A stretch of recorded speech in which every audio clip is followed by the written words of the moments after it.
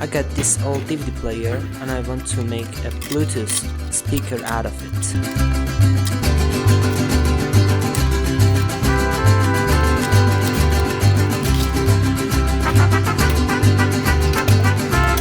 First of all, find the amplifier you need. Then find the left and right channel of the amplifier. We're gonna use this Bluetooth module.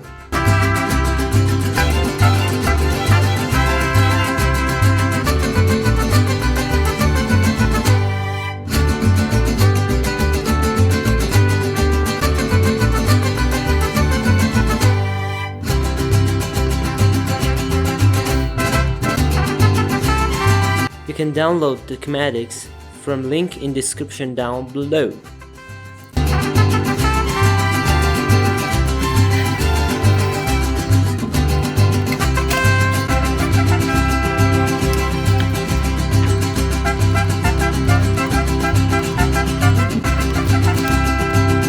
Don't forget to subscribe to my channel.